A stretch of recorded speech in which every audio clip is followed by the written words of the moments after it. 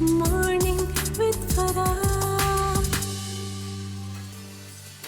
Welcome back ATV morning with फरा देख रहे हैं आप। और आज लिवर डे है, इंटरनेशनल लिवर डे। एक पूरी दुनिया में एक ऐसा दिन जहां जिगर के अमराज की आगही के दिन के तौर पर इस दिन को रखा गया।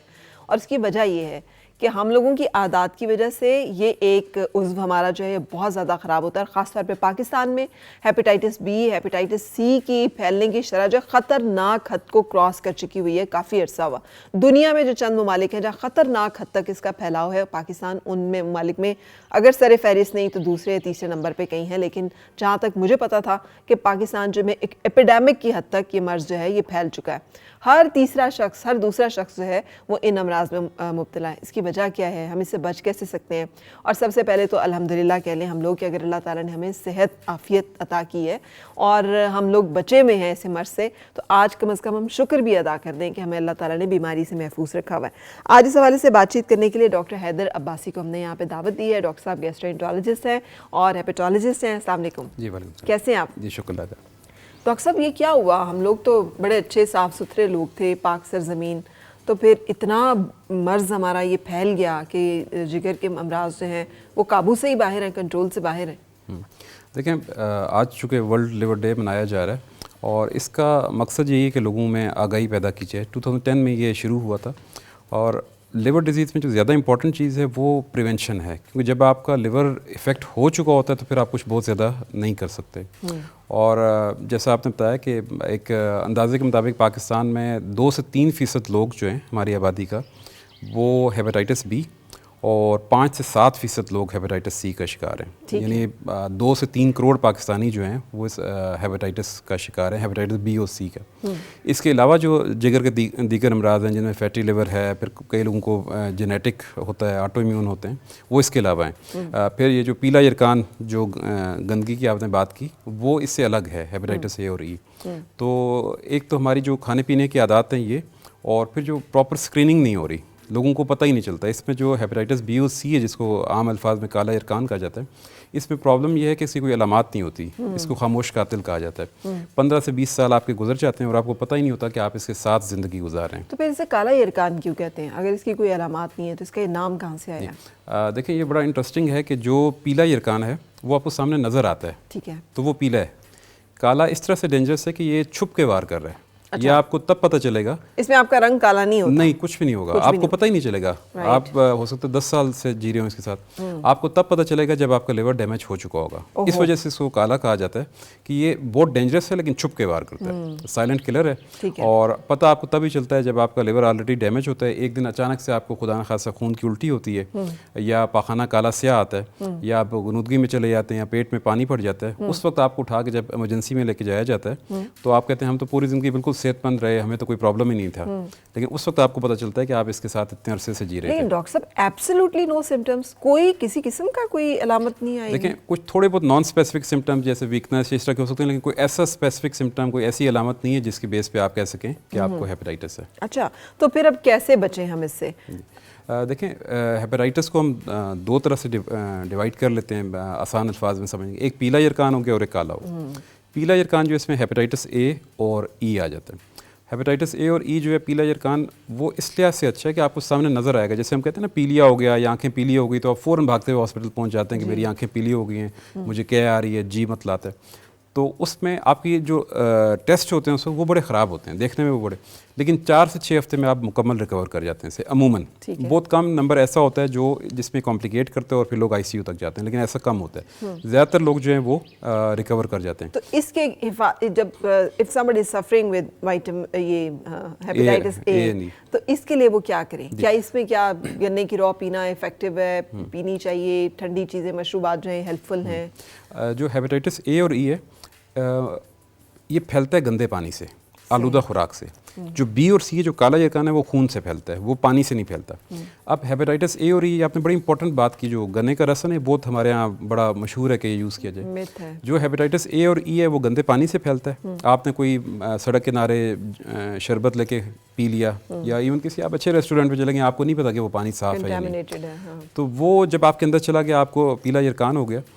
अब इसकी जो ट्रीटमेंट है वो सपोर्टिव ट्रीटमेंट होती है, कोई डेफिनेट ट्रीटमेंट नहीं होती। उसमें यही होता है कि आप जो है एक तो बाहर की चीज़ों को अवॉइड करें, पानी उबाल के इस्तेमाल करें। जो आपने बात की मशरूबात और फ्रूट का, इसमें बहुत ज़्यादा रोल है कि जल्दी ये रिकवर हो जाता है।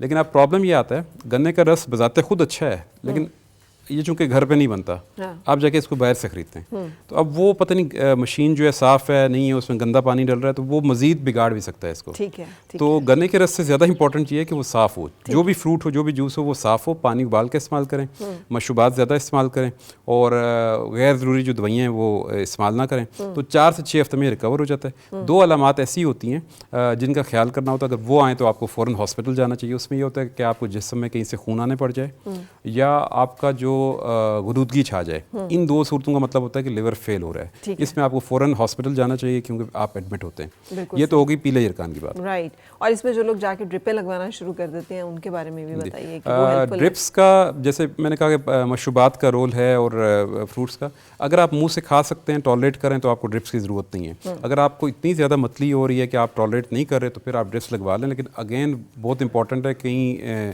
पीले यरकान की ट्रीटमेंट करते हुए आप काला यरकान लेके ना आ जाए। तो वो चूँकि ब्लड से फैलता है, तो वो ड्रिप्स और सिरिंजेस हमारे यहाँ फिर पता नहीं होता।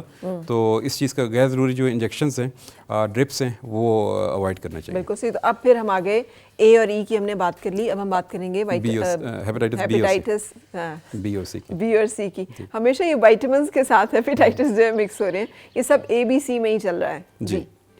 अच्छा, जो हेपेटाइटिस बी और सी है, इनके साथ डी भी आ जाता है। ये blood and blood related products से मुंतकिल होते हैं एक पेशेंट से दूसरे पेशेंट। और हमारे यहाँ बहुत बड़ा नंबर, आप हॉस्पिटल्स में जाके देखें तो हमारे वार्ड्स भरे पड़े हैं जिनका लिवर डैमेज हो चुका है। अब हम कुछ कर नहीं सकते, वो एक सपोर्टिव ट्रीटमेंट चल रही होती है। ये बेसिकली ये होता है कि आपको कहीं से ब्लड ट्रांसफ्यूजन हुआ, वो सही मुस्तनद ब्लड बैंक नहीं था, स्क्रीनिंग नहीं हुई थी, तो आपको ट्रांसमिट हो गया। फिर अगर वालदा जो है वो मुतासिर थी, उससे बच्चे में गया। फिर मियाँ बीवी में भी ये मुंतकिल हो सकता है, कम चांस है लेकिन हो सकता है। फिर इसमें जो बड़ा इंपॉर्टेंट है कि आपने हमारे यहाँ ये एक कॉन्सेप्ट है कि हम दांत का काम करवाते हैं, कोई तो बड़े सस्ते से सड़क किनारे जो बैठे होते हैं लोग उनसे करा लेते हैं। अब उनको ये नहीं पता कि जो थोड़े से पैसे हम बचा रहे हैं वो स्टरलाइजेशन नहीं है, इसके बदले जो हम हेपेटाइटिस इससे ले रहे हैं जी, उसकी ट्रीटमेंट तो बहुत ज़्यादा महंगी है, इससे ऑलमोस्ट लाइलाज है एक स्टेज तक। और प्लस आपका लिवर डैमेज हो गया तो फिर तो ये मेक श्योर करें कि जहाँ से भी आप कोई दांत का काम करवा रहे हैं, आप कोई सर्जरी करवा रहे हैं, तो मेक श्योर करें, मर्द हज़रात हुजाम के पास जाते हैं तो मेक श्योर करें, उसको कहें कि नया ब्लेड इस्तेमाल करें। डॉक्टर साहब, मैंने तो यहाँ तक सुना कि नाक कान छिदवाना तो हमने सुना था कि अगर कोई खातून जो है वो, हम ज्वेलरी एक्सचेंज कर लेते हैं एक दूसरे के साथ, कि अगर वो इन्फेक्टेड है ये हेपेटाइटिस सी एंड डी के साथ, तो बी के साथ, तो वो इन्फेक्टेड ज्वेलरी पहनने से अगर वो मतलब उसके कान जैसे अक्सर दुखने लग पड़ते हैं, ज़ख्मी हो जाते हैं, तो उससे भी दूसरी खातून को मुंतकिल हो सकता है। अच्छा, जहाँ मैंने मर्दों की बात की कि जब वो हुजाम के पास जाएँ तो मेक श्योर करें कि ब्लेड और जो औजार हैं वो स्टरलाइज हों। इसी तरह ख़वातीन में जो नोज़ पियर्सिंग, ईयर पियर्सिंग, फिर टैटू, ये चीज़ें जो आ गई, ये बड़ा सोर्स है इसका। फिर आपने जो ज्वेलरी की बात की, अगर वो पियर्स कर रही है और कोई आपका ब्लड या सिक्रेशन उसके साथ लग रहा है और फिर वो दूसरी बॉडी में जाता है और वहाँ वो पियर्स करता है, फिर वो ट्रांसमिट हो सकता है। हाँ, लेकिन वो ज्वेलरी जो पियर्स नहीं कर रही है, कोई ऐसी बात नहीं है, तो उसमें ऐसा नहीं है। अच्छा, अब ये सारे इसके कॉजेज़ हैं। फिर जो लोग खुदा ना खास्ता नशा वगैरह कर रहे होते हैं, टीके लगवा रहे होते हैं, और एक जो हमारे यहाँ बहुत बड़ा एक कॉन्सेप्ट बना हुआ है, चूँकि उसको चेंज करना बड़ा मुश्किल होता है, जो बचपन से आपके जहन में आ जाए। अभी तक बुज़ुर्गों में आदत ज़्यादा है कि जब उनकी तबीयत ख़राब होती है वो हॉस्पिटल जाते हैं और वो डॉक्टर से ज़िद करते हैं कि मुझे कोई ड्रिप लगाएं। उनका ये ख्याल होता है कि जब तक मुझे कोई टीका या ड्रिप नहीं लगेगी तो मैं ठीक नहीं होऊंगा। ताकत नहीं तो एक स्टडी हुई थी, उसमें ये पता चला कि जो हमें हर 10 में से 7 से 8 गैर ज़रूरी ड्रिप्स लगती हैं और इंजेक्शंस भी। तो जो बंदा मुंह से खा सकता है, मेडिसिन ले सकता है, उसको ज़रूरत नहीं है कि आप टीके की ज़िद करें या ड्रिप की ज़िद करें या क्वैक्स। बहुत सारे सबर्ब एरियाज़ में आप जाएं, मैं मतलब एक मेरी मेट थी डॉक्टर साहब, और वो कहती थी भाई ये डॉक्टर साहब हैं, आप उनके पास जाएं बाजी, वो 2 गोलियां देती हैं, 1 इंजेक्शन लगाते हैं और बस आप ठीक। तो अब मुझे बड़ा इंट्रीग में हुई कि यार इतना मिराकुलस अगर कोई बंदा है तो वो बेचारा इतने सबर्ब एरिया में बैठ के प्रैक्टिस कर रहा है। और मैं गई और यकीन करें स्टीरॉइड्स के इंजेक्शन, स्टीरॉइड्स की मेडिसिन वो सिंपली दे रहे थे। थोड़ी सी मैंने उनसे बातचीत की, मैं तो अपना आपको मैंने वो नहीं किया, रिवील नहीं किया, लेकिन थोड़ी सी मैंने बातचीत की तो मुझे समझ आ गई कि ये जो आम दूसरी ख़वातीन आती हैं उनसे फ़र्क है। तो उससे फिर टालना टूलना शुरू कर दिया। उससे मुझे मेडिसिन नहीं दी कि मैं वो लेके जाऊँगी तो मुझे पता चल जाएगा कि वो ब्राउन से लिफाफे में डाल के खुली गोलियाँ देते हैं, ना उनके ऊपर नाम लिखा होता है, ना वो प्रिस्क्रिप्शन देते हैं कोई, वो सिर्फ कहते हैं इधर से टीका लगवा लें और ये 4 गोलियाँ, ये 6 गोलियाँ, ये 8 गोलियाँ, ये रोज़ाना इतने इतने खा लें। और लोग खा रहे हैं और उससे उनके किडनीज इफेक्ट हो रहे हैं, उनके लिवर इफेक्ट हो रहा है, लेकिन वो कहते हैं जी बस एक टीके से आराम आ रहा है, तो हमें क्या फ़र्क पड़ता है। ह्यूमन साइकोलॉजी बड़ी इंपॉर्टेंट है। आप पता नहीं वो डॉक्टर भी हैं या नहीं। हाँ जी। तो यहाँ पे आप अगर अमूमन पेशेंट्स को आप अगर मेडिसिन लिख के दें और वो जिद कर रहे हो कि मुझे ड्रिप लगाएं, तो वो नेक्स्ट टाइम आपके पास नहीं आते। वो कहते हैं ये डॉक्टर ठीक नहीं है। हाँ। हम ठीक नहीं हुए। लेकिन एक ड्रिप लगती है वो कहते हैं हम ठीक हो गए, क्योंकि एक साइकोलॉजिकल इफेक्ट होता है। तो इस वजह से जब ये हम देखें कि ये गैर ज़रूरी इंजेक्शन ड्रिप्स जो हैं वो हेपेटाइटिस का सोर्स बन रहे हैं, इवन HIV का भी, क्योंकि मोड ऑफ एक्शन तो एक ही है। बिल्कुल डॉक्टर साहब, तो लाड़काना में जो बहुत ज़्यादा एपिडेमिक हुआ हेपेटाइटिस का, उसका एड्स का, वो यही था कि वो जहाँ पे जहाँ पे जाते थे सारे लोग उस कम्युनिटी के, वो उन्हें इंजेक्शंस लगाता था और वो इन्फेक्टेड थी एड्स के साथ, HIV वायरस के साथ। तो वहाँ पे एपिडेमिक हो गया, वहाँ पे बहुत सारी बड़ी कम्युनिटी के लोग जो हैं वो बच्चे भी एड्स से मुतासर हो गए। सो ये तो हमारे सामने एक लिविंग एग्जाम्पल है। और ये तो अभी लिमिटेड टेस्टिंग हुई, हमारे यहाँ टेस्टिंग भी नहीं है। अच्छा, एक जो इम्पॉर्टेंट चीज़ मैं इसमें बताना चाहता हूँ वो ये है कि हेपेटाइटिस B की हिफाजती वैक्सीन अवेलेबल है। हेपेटाइटिस C की अभी तक हिफाजती वैक्सीन अवेलेबल नहीं है।